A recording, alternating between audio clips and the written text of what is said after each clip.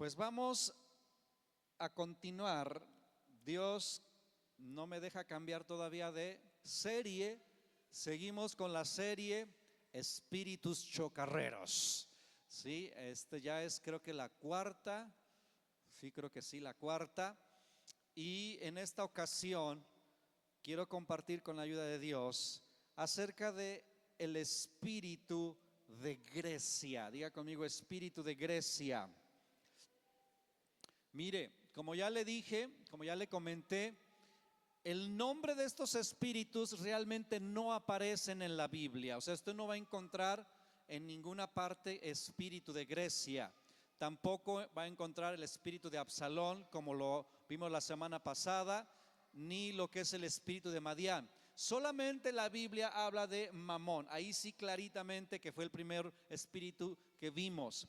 Pero como ya expliqué, estos espíritus toman su nombre de lugares o de personas que reúnen ciertas características, y estas características crean o se crea como un ambiente, una corriente filosófica y espiritual que afecta la vida de las personas.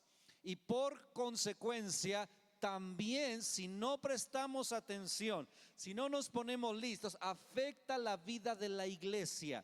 Y si usted echa un vistazo a la historia de la iglesia, usted se va a dar cuenta que estos espíritus han afectado una y otra vez. El espíritu de Absalón, toda iglesia dividida es dividida por causa del espíritu de Absalón, que se empieza a gestar. Ya todo eso lo expliqué la semana pasada, y termina en una desgracia, en una congregación dividida. Esto no debe pasar. Si se van a abrir congregaciones, debe ser de manera sana, porque se envían a los obreros, pero no porque se divide la congregación.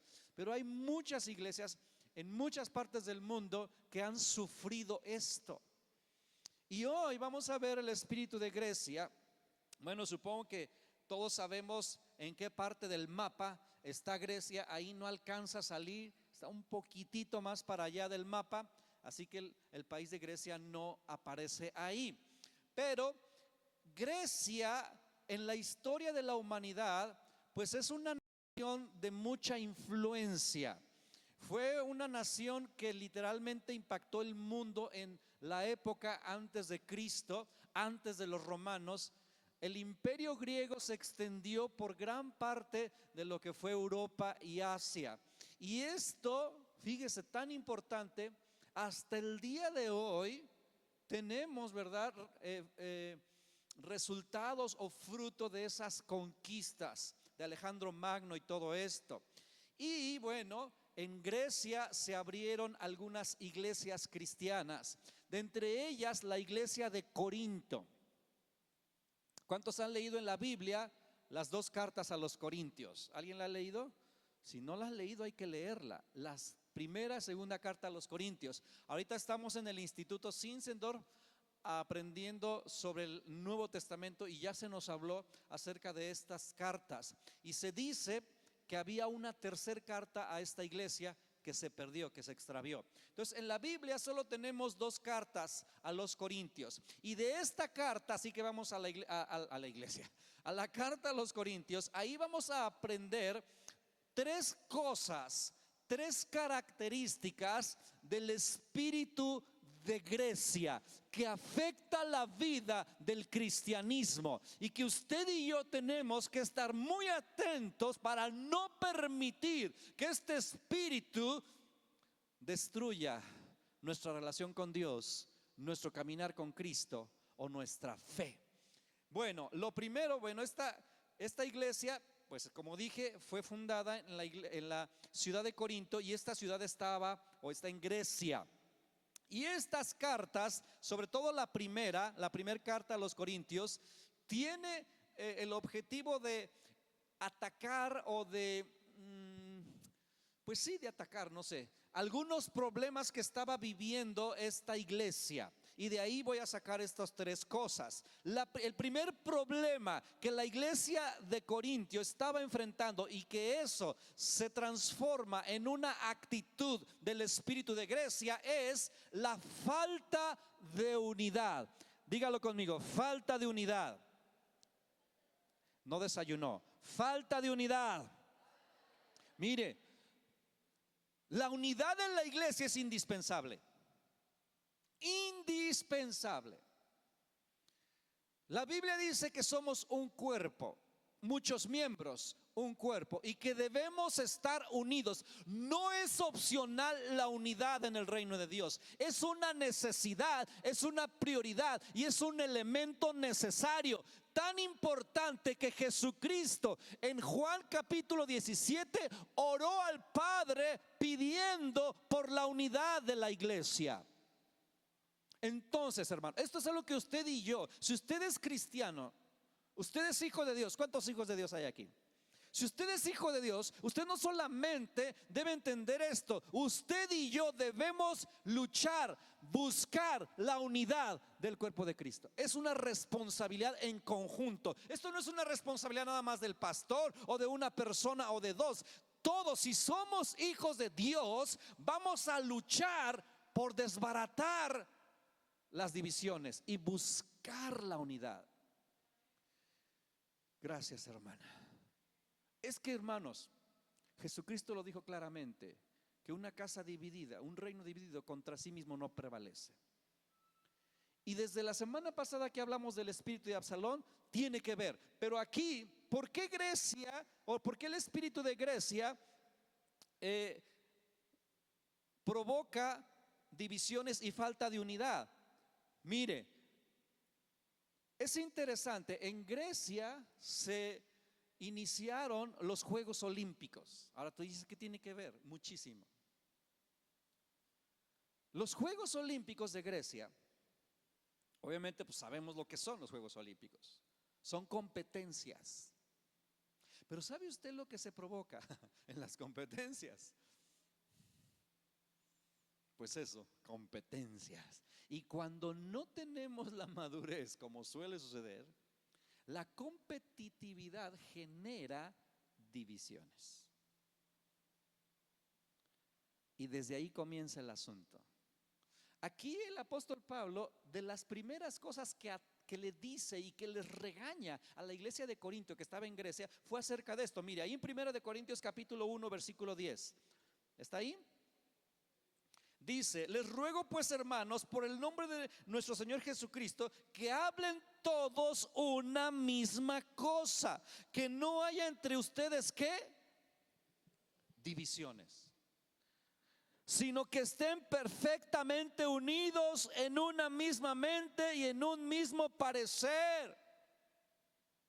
Ahora, no es posible pensar todos igual, pero sí tenemos que perseguir los mismos principios. Sí tenemos que perseguir los mismos principios. Y todos, hermanos, somos responsables de esto. Afecta muchísimo las separaciones. Muchísimo. Y el asunto es que es una guerra constante.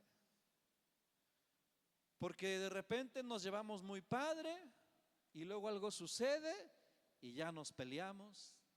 Ya discutimos, ya nos enojamos, ya nos resentimos, y es algo constante, constante. Pero escuche bien, si usted ama a Dios, usted debe procurar la unidad en la iglesia. No lo digo yo, lo dice la Biblia. Vaya conmigo ahí en Efesios capítulo 1. Efesios capítulo 1. ¿Ya llegó? Efesios capítulo 1, versículo 1. Efesios 1, 1.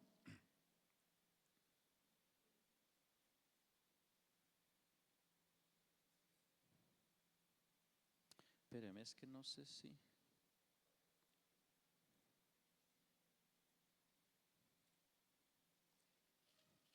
no sé si me equivoqué.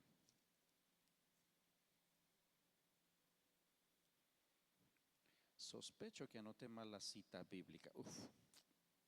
Bueno.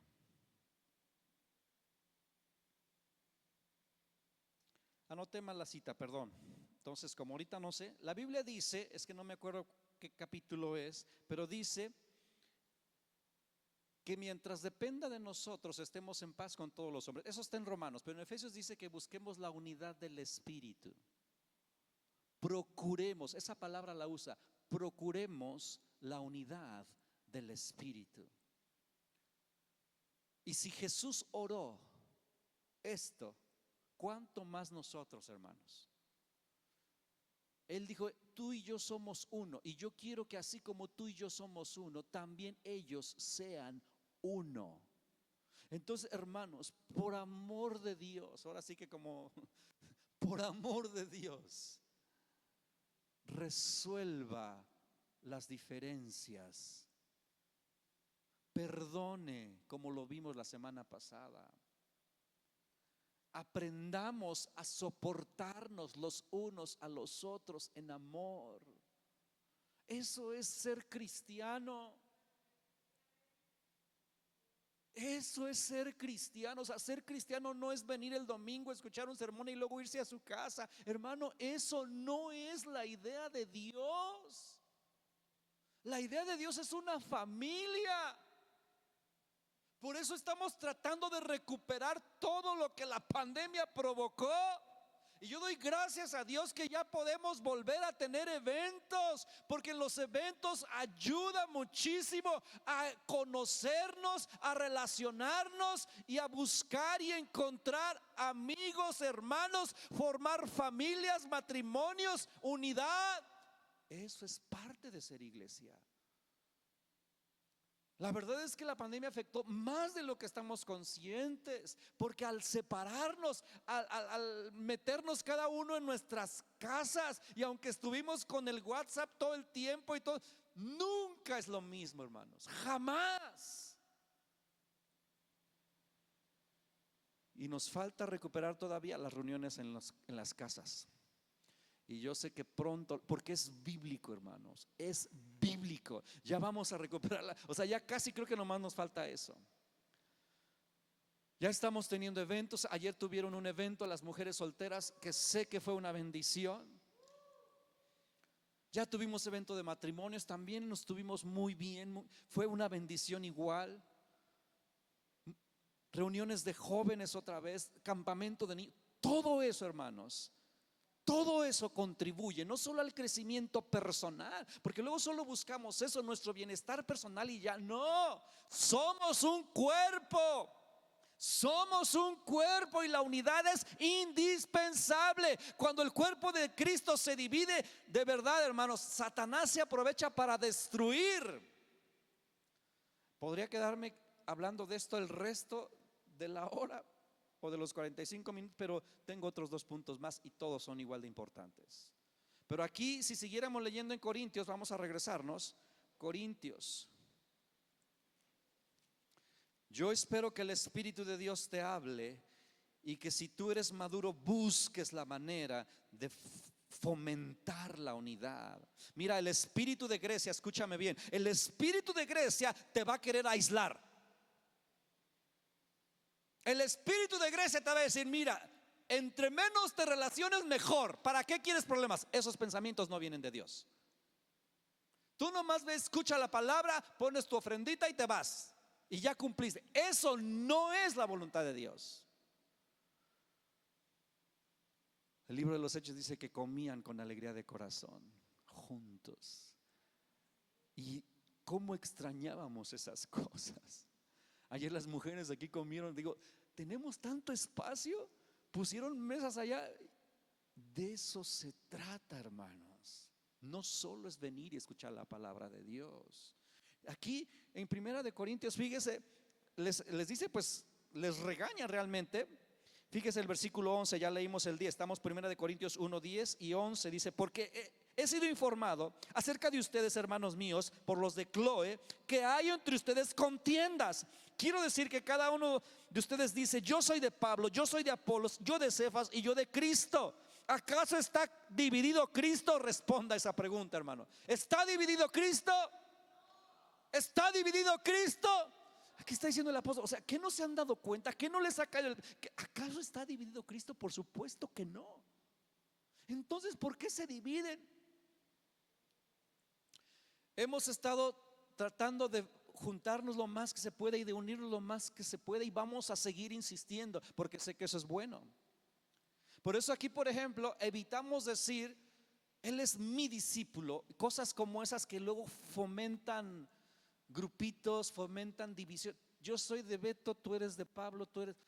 No, sí discipulo gente, pero son discípulos de Jesús. ¿Son discípulos de quién? De Jesús. Jesús dijo: hagan discípulos de Él, no discípulos de Edgar. Por eso no tratamos de levantar tanto la bandera del nombre del lugar, levantamos la bandera de Cristo. ¿Cristo está dividido? No. Y si siguiéramos leyendo, el apóstol Pablo les dice: ustedes son de Grecia. Grecia tiene la tendencia a dividir. No caigan en esa trampa. Eso es lo que hace el espíritu de Grecia. Segunda cosa que ataca el apóstol Pablo. Segunda cosa, que el espíritu de Grecia se genera, y es terrible, y es la inmoralidad sexual. Diga conmigo: inmoralidad sexual. En esta carta también, después de que trata el tema de la división, de la poca unidad o escasa unidad, después el apóstol Pablo les dice a la iglesia de los Corintios acerca de la inmoralidad sexual. Grecia, en su época de apogeo, vivía, como muchas culturas, mucha inmoralidad sexual. Lo mismo la romana, pero bueno, estamos hablando de Grecia. En la antigua Grecia, fíjese, yo estuve leyendo algunas cosas. Ahí no existían leyes que prohibieran las distintas elecciones sexuales, ya que su mitología no prohibía esto. Tenían una diosa llamada Afrodita. Y esta diosa, ¿verdad?, se le hacía culto con prostitución. Entonces Grecia fue muy conocida por su perversión sexual. Estaba permitida la prostitución, hombres y mujeres, y también estaba permitida la pederastía, relaciones de adultos con menores de edad. Eran cosas bien vistas. Era normal que un hombre de 40 años tuviese relaciones con una jovencita de 13, de 12, de 15 años.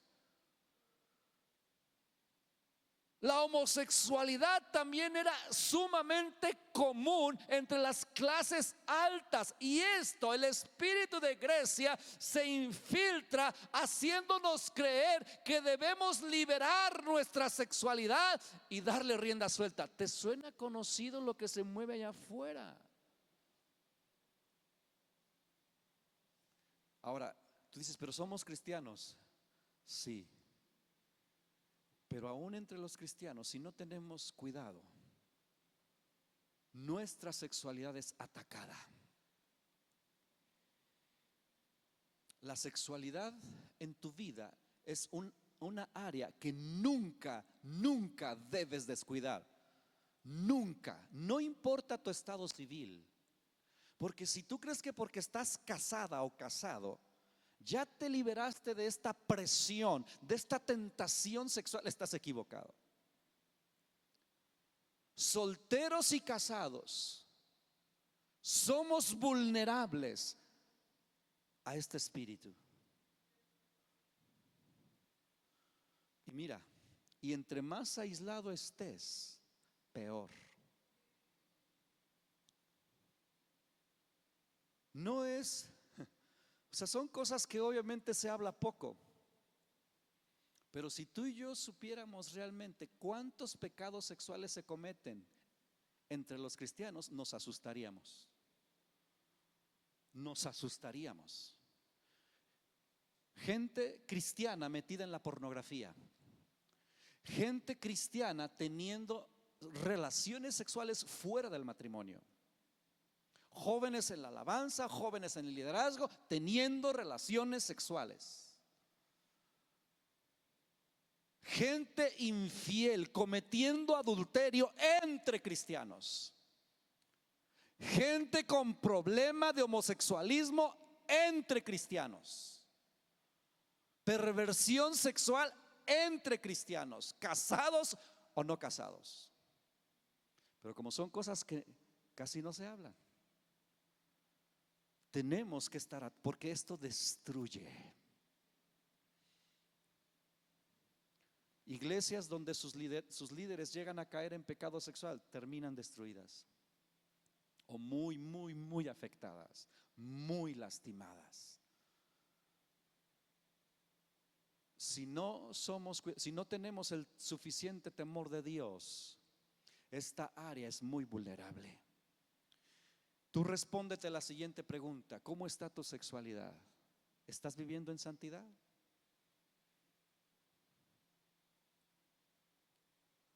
Matrimonios que se alejan en su sexualidad por las razones que sean, eso no es sano. Matrimonios que dejan de tener intimidad por la razón, eso no es sano. La Biblia dice que no hagamos eso.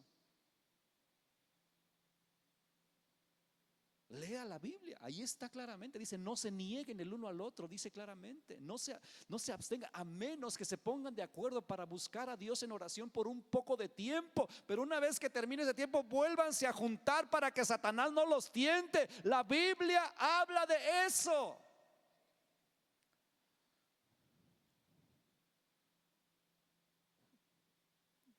Busca que tu sexualidad esté santa. No lo dejes a la desidia. Dios nos está hablando estas cosas porque Él conoce nuestra intimidad. Él sabe la intimidad de cada uno de nosotros. Él sabe lo que tú y yo hacemos cuando nadie nos ve. Aquí el apóstol Pablo, fíjese cómo les llama la atención ahí en 1 Corintios en el capítulo 1, pero en el verso 22. Dice, no es cierto, no es el 22, es el capítulo 5. Capítulo 5.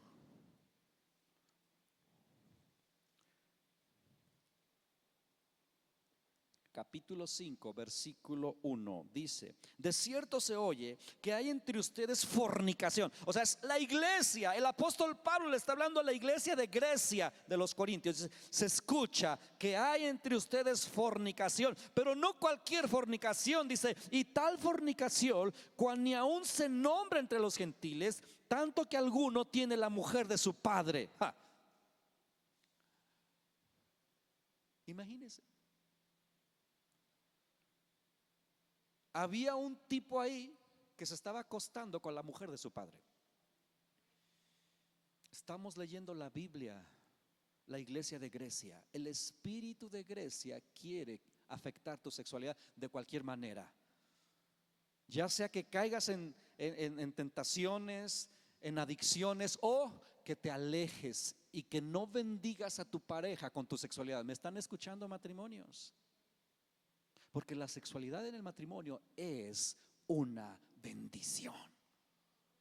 Y Satanás mete un montón de ideas y de pretextos para que no tengan relaciones entre esposos, y les está robando tremendísima bendición, porque la relación sexual es solo única y exclusiva para los matrimonios, y si ni en matrimonio se tiene, entonces están perdiendo de todo el diseño maravilloso de Dios y están afectando la unidad entre esposos, porque Dios diseñó la sexualidad para unión entre esposos. No importa si marido y mujer, si tú entiendes lo que te estoy diciendo y tú has tenido problemas en tu sexualidad por la razón que sea, por cosas de salud, busca ayuda. Pero no te rindas, lucha por tu bendición. Ningún amén.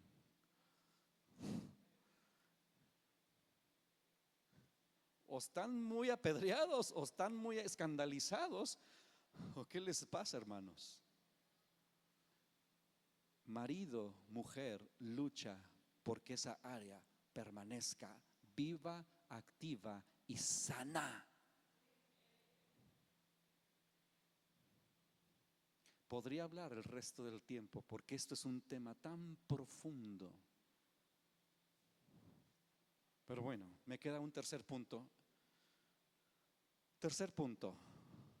El espíritu de Grecia no solo afecta la unidad, el espíritu de Grecia afecta la sexualidad, porque eso era lo que se movía. Pero el espíritu de Grecia también idolatra el conocimiento. Diga conmigo, idolatra el conocimiento. Otra vez, idolatra el conocimiento. Vaya conmigo ahí al capítulo 1, ahora sí. Versículo 22. Dice, porque los judíos piden señales y los griegos, ¿qué hacen? ¿Qué hacen los griegos? Ahora, buscan sabiduría, pero era escúcheme bien, una obsesión idolátrica. O sea, no es de que, busco sabiduría por vivir bien. Eso es bueno, sano y correcto, pero Grecia es conocida, la cultura griega es conocida por una obsesión por adquirir conocimiento. ¿Y eso en qué afecta a la iglesia? Más de lo que estamos conscientes, y le voy a explicar. Y ahí me voy a entretener más que en los otros puntos. O sea, realmente los 3 puntos son buenísimos, pero el Señor me hizo que me enfocara en este. Mire, los griegos fueron amantes de esto, o sea, de verdad idolatraban el conocimiento. La filosofía, todos sabemos lo que es la filosofía. La filosofía nace en Grecia.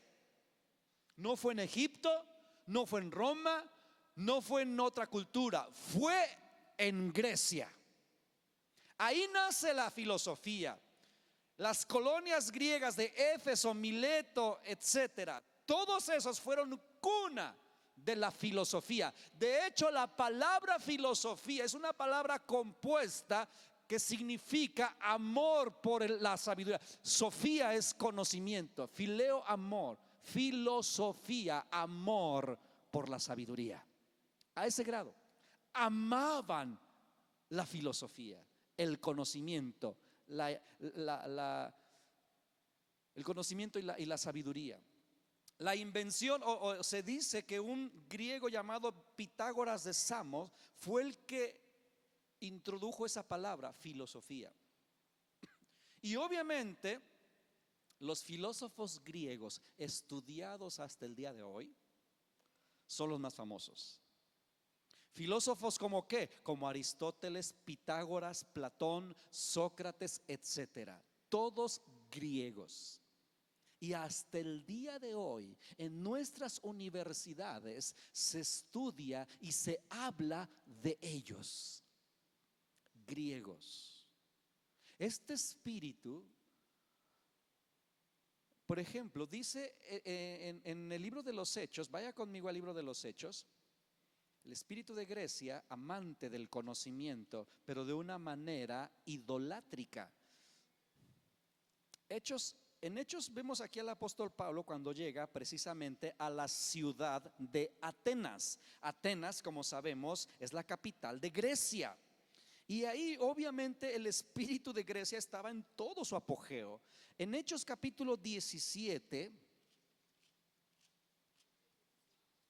Hechos capítulo 17, ahí vemos cómo Pablo entra en Atenas. Desde el versículo 16, Hechos 17:16 dice: mientras Pablo los esperaba en Atenas, estando ya en Atenas, esta ciudad griega, dice, su espíritu, el espíritu de Pablo, se enardecía viendo la ciudad entregada a la idolatría. Fíjese, así que discutía en la sinagoga con los judíos y piadosos, y en la plaza cada día con los que concurrían. Y algunos que filósofos de los epicúreos y de los estoicos, ¿qué hacían? Disputaban con él. Y unos decían: ¿qué querrá decir este palabrero? Y otros: parece que es predicador de nuevos dioses, porque les predicaba el evangelio de Jesús y de la resurrección. Y tomándole los griegos, le trajeron al Areópago. El Areópago era un lugar público donde precisamente se hablaba de filosofía. Le llevaron, dice, y le dijeron: ¿podremos saber qué es esta nueva enseñanza que hablas? Pues traes a nuestros oídos cosas extrañas. Queremos pues saber qué quiere decir esto. Versículo 21: porque todos los atenienses, es decir, todos los griegos y los extranjeros que vivían allí, en ninguna otra cosa se interesaban, sino en qué: decir y en oír algo nuevo. Aquí empieza el asunto. ¿Cómo afecta esto la iglesia? El espíritu de Grecia, la idolatría por el conocimiento y la sabiduría. O sea, ellos estaban obsesionados, porque ellos creían que su vida consistía, su plenitud, en adquirir sabiduría, y que entre más sabios, mejor seres humanos eran. Y tenían comezón de oír. Solo querían saber: traes algo nuevo, vente, háblanos de eso.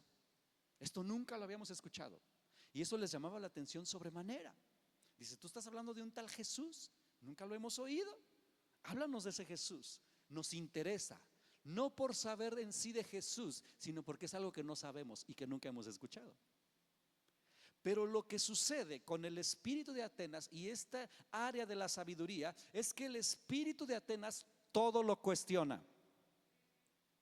Todo lo cuestiona. Ahora tú dices: pero pues eso es malo. No, no es que sea malo. El punto es que lo cuestiona desde una actitud de rebeldía, desde una actitud de competencia, de ver quién sabe más, de ver quién es mejor. De tal manera que hoy en día el espíritu de Grecia hace que tú cuestiones todo lo que lees en la Biblia, todo lo que ves en la iglesia, todo lo que hacen los cristianos, todo lo que hacen tus pastores. Y eso solo es el espíritu de Grecia. Y en lugar de aceptar las cosas como lo dice la Biblia, dudamos, cuestionamos, lo rechazamos. El espíritu de Grecia hace que tú, fíjate,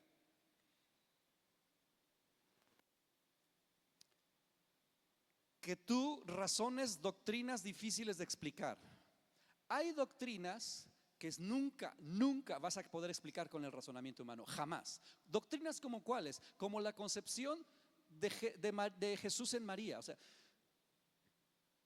a ver, explícate eso con el razonamiento. María concibió en su vientre virgen. Explica eso con el razonamiento. Jamás vas a poder.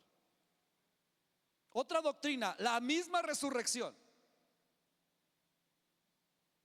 Y como esto es lo que se mueve allá afuera, todo lo cuestiona. Ahora, repito, ¿usar tu cerebro es malo? No, pero habrá cosas que simplemente se tienen que aceptar. El camino de la fe así es. También el espíritu de Grecia te va a provocar a que cuestiones los milagros. Neta, si es un milagro. Y tratas de razonarlo y buscarle respuesta lógica, y a los milagros no se las vas a encontrar. Trata también, escúchame bien, de razonar y por lo tanto rechaza las manifestaciones del Espíritu Santo. ¿Cómo que hablar en lenguas? Eso no lo entiendo. Pues no, porque la Biblia dice que eso no tiene nada que ver con tu razonamiento. Ay, me siento bien raro haciendo eso.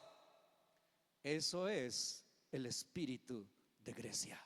¿Cuántos cristianos han rechazado y siguen rechazando hasta el día de hoy dones del Espíritu, como el don de lenguas? Y no hablan en lenguas porque tienen miedo, porque sienten que no sé, que es raro. Sí, sí es raro,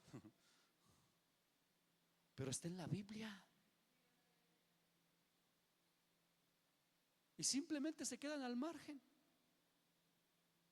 Si usted no habla en lenguas, usted se está perdiendo de una bendición que no tiene sustituto. La Biblia dice que las lenguas son para edificación personal y que el que habla en lenguas habla directo con Dios. Y es un regalo del cielo. Continúo porque se me acaba el tiempo. El ser humano resiste todo aquello que no puede entender. Esa es la tendencia de todos. El ser humano, las personas resistimos todo aquello que no podemos entender. Y hoy en día el espíritu de Grecia, escúchame bien, el espíritu de Grecia va a tratar de que tú y yo cambiemos el avivamiento por la teología. Hoy en día cristianos piensan que estudiando teología van a hacer su vida cristiana mejor, pero conozco a más de uno que ha estudiado teología que incluso anda peor que antes de estudiar teología. Conozco a más de uno, de veras, a más de uno, que pensaron que podían cambiar el mover del espíritu por el estudio. Jamás, hermano. Pero el espíritu de Grecia te impulsa a eso. Ahora, entonces no debemos estudiar. No, sí, vamos a estudiar, pero sin cambiarlo por el mover del espíritu. El espíritu de Grecia también va a tratar de que cambiemos la educación intelectual por la formación del carácter. Pensamos que porque entre más preparados académicamente somos personas de un carácter como el de Cristo, y que equivocados estamos. Y hoy en día en las iglesias, en algunos lugares, contratan gente que tiene doctorados, pensando que porque tienen doctorados van a hacer un servicio en el ministerio con excelencia, pero tienen un carácter opuesto al carácter de Cristo. No hay compasión, no hay misericordia, no hay discernimiento, no hay nada. Solo preparación académica. Y eso se está infiltrando en las iglesias cada vez más. Cuando la Biblia dice que debemos ser probados antes de poner a alguien.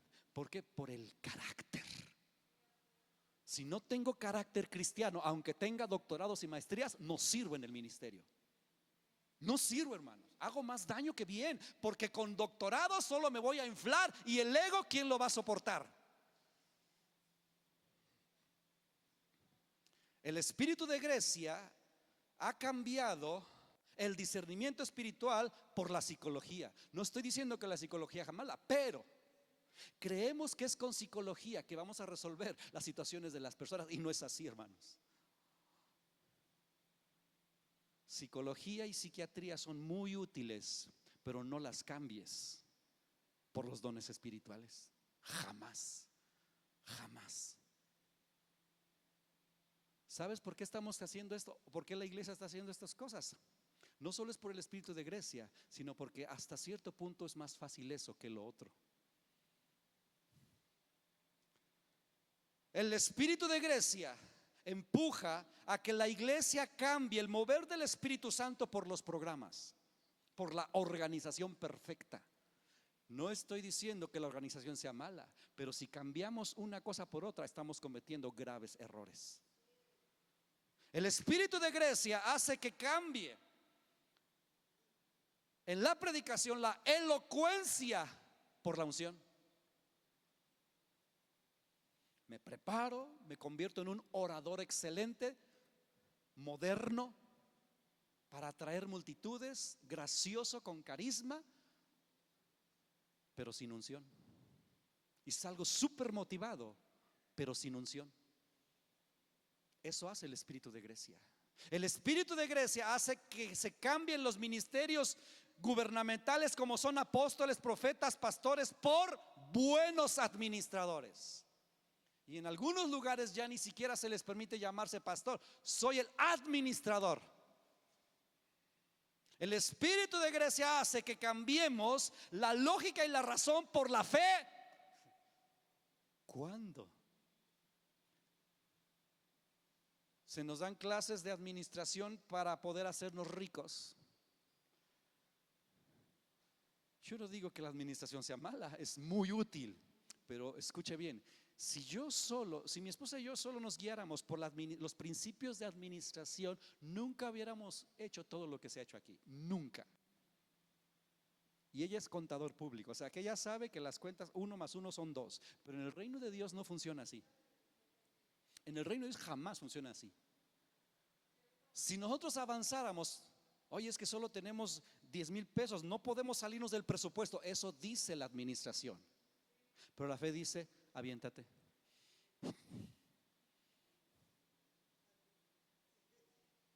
Sí, obedece.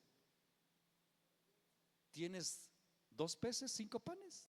¿Cómo voy a darle a tanta gente? Eso es la fe. La administración dice, no se puede, no alcanza. Y el espíritu de Grecia está metiéndose en el cristianismo.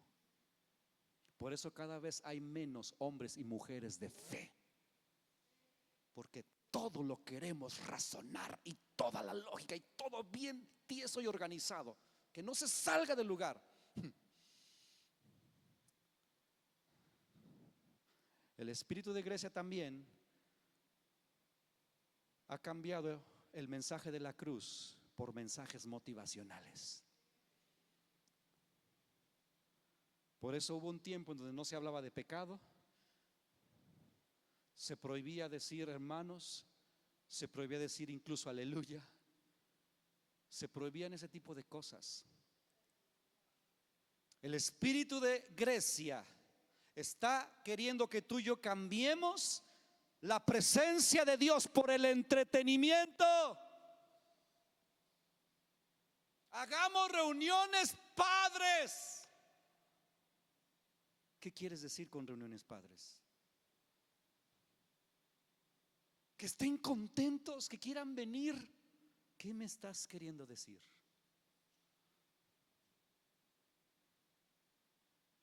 El espíritu de Grecia está cambiando el poder de Dios y la gracia de Dios por la habilidad humana. Hermanos, estamos perdidos, totalmente perdidos. Las costumbres y las tradiciones por la palabra de Dios. Y si seguimos analizando, esto es muy fuerte. Entonces, escúcheme bien, la respuesta de Dios para esto es la llenura constante del Espíritu Santo. La llenura constante del Espíritu Santo. No hay sustituto para la llenura del Espíritu Santo. Si tú no buscas la llenura del Espíritu Santo, hermano, vas a estar cansado todo el tiempo, vas a estar desanimado todo el tiempo, vas a estar frustrado todo el tiempo, porque la respuesta de Dios para el cristianismo, para su pueblo, para la iglesia, es el Espíritu Santo.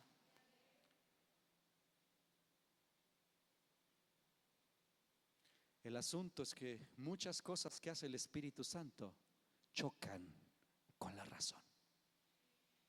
Totalmente. Por eso dice la Escritura, busca las cosas de arriba, no las de la tierra. Eso está en Colosenses. Pon la mirada en las cosas de arriba. La Biblia habla de que hay sabiduría terrenal y hasta diabólica, pero también la Biblia habla de la sabiduría del cielo. Existen las dos. El espíritu de Grecia busca la sabiduría terrenal, no la sabiduría del cielo. Toda en la carta de Santiago, en el capítulo 3, habla de estas cosas. Moisés, dice la Biblia en el libro de los Hechos, capítulo 7, versículo 22, que él fue enseñado en toda la sabiduría de los egipcios. Y dice que era poderoso en sus palabras y obras, con la sabiduría terrenal, la sabiduría de los egipcios. Pero esa sabiduría no le sirvió para nada en el ministerio, en el llamamiento que Dios tenía para él. Por eso Dios lo tuvo que sacar de Egipto y por 40 años humillarlo en el desierto, cuidando las ovejas de otra persona, para que todo su ego quedara en el suelo. Y cuando estuvo listo, entonces el Espíritu de Dios vino sobre él, y fue que pudo hacer lo que hizo, no con la sabiduría de Egipto, sino con el poder del Espíritu Santo. Póngase de pie, por favor.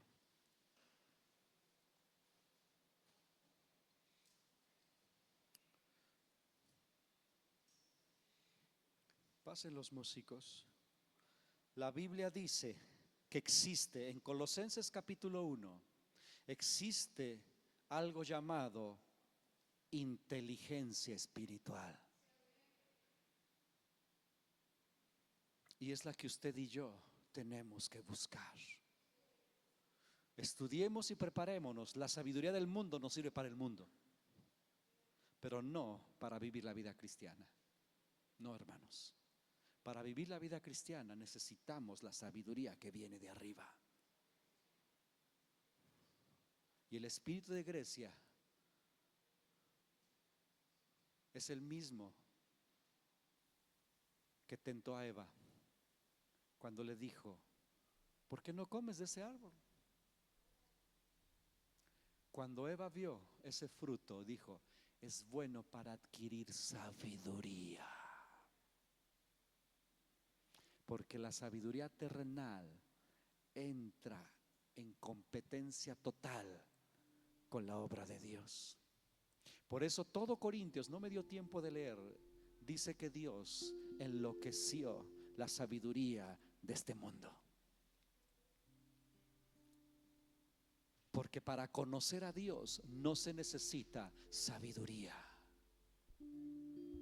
La sabiduría de Dios es locura para los de allá afuera. Las cosas del reino de Dios es locura para la gente. Venir y estar 2 horas aquí, para ellos es locura. Pero no es locura pasar 2 o 3 horas en el estadio de fútbol. Es locura venir aquí una vez a la semana, pero no es locura ir al cine hasta 2 veces a la semana. Es locura aplaudirle a Dios, cantarle a Dios, pero no es locura gritarle y hasta quitarte la ropa enfrente de un artista. Eso no es locura. Es locura danzar aquí, sacar tu pasión, pero no es locura en una pelea de gallos, en un palenque, pasar horas y horas derrochando tu dinero, gritando como loco. Eso no es locura.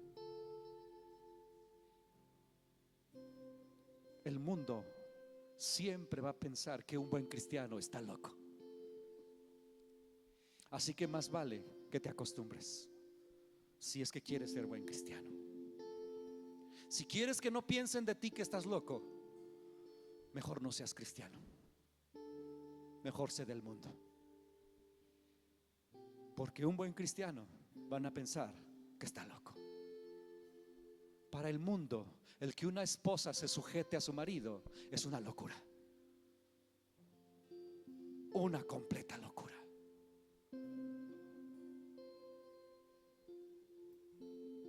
Para el mundo es una locura el que los jóvenes se guarden vírgenes hasta el matrimonio. Para el mundo eso es una locura, una tontería, una estupidez, perdóneme la palabra. Pero para Dios esto es su camino. El espíritu de Grecia quiere desbaratar el camino cristiano. y está infiltrado más de lo que estamos conscientes. Necesitamos con urgencia buscar la llenura del Espíritu, porque solos no podemos. Esto es más fuerte de lo que pensamos. Espíritu Santo, perdónanos por rechazar de manera consciente o inconsciente tu mover.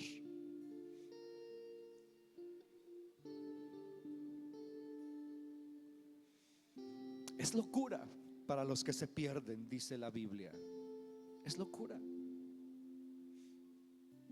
La predicación es locura, porque todo lo quieren razonar, y si no lo entienden, no lo aceptan. Pero los que nos hemos encontrado contigo, te dijimos sí, no porque entendíamos, sino porque experimentamos algo que cambió nuestra vida, aunque no lo entendíamos. Yo no entendí el día que yo entré en contacto con tu presencia por primera vez. Yo no paraba de llorar y yo no sabía por qué. Mi razonamiento no entendía qué estaba pasando, pero mi corazón sentía tu presencia. Espíritu Santo, tú eres la respuesta a la iglesia. Tú eres la respuesta de la iglesia, la respuesta que el Padre tiene para nosotros. Ayúdanos a no cambiarte por nada, a no cambiar tus dones, tu mover, tu presencia por ninguna otra cosa. Hoy te ruego, Señor, que vuelvas a seducir nuestro corazón, que vuelvas a provocarnos deseo por tu presencia. Empezamos por el Espíritu, no queremos terminar en la carne. No queremos ser insensatos. Hoy te suplico, provoca hambre por ti.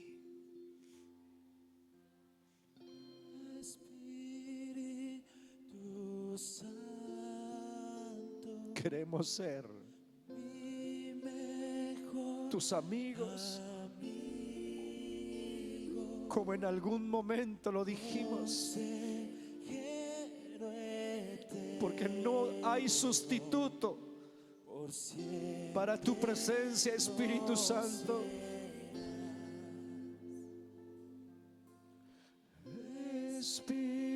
Espíritu Santo,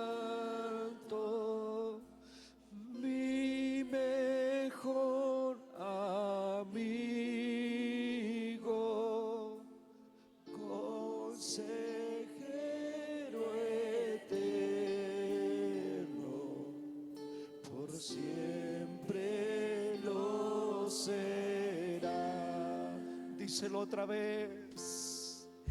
Espíritu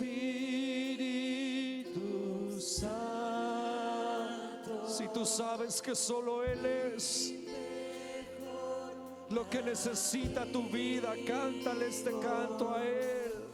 Consejero eterno, por siempre lo será. Espíritu Santo, mi mejor amigo, consejero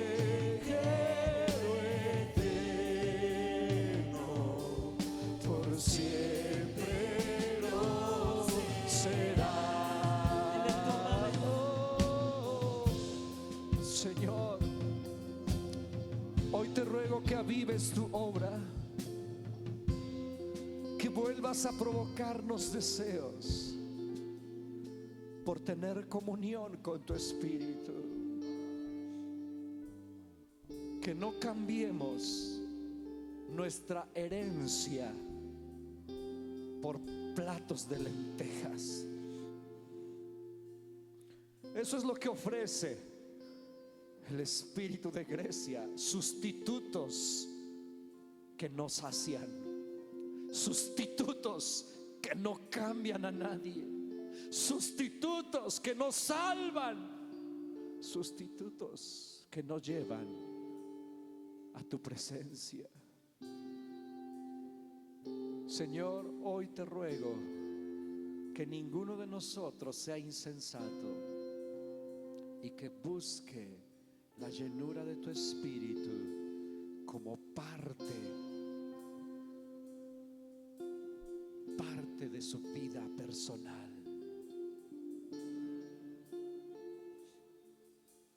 Tú eres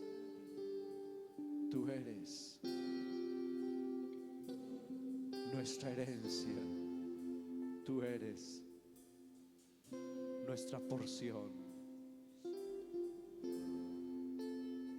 Gracias por despertar hambre por ti nuevamente, y perdónanos por no buscarte, por no buscar tu llenura, por no buscar depender de ti,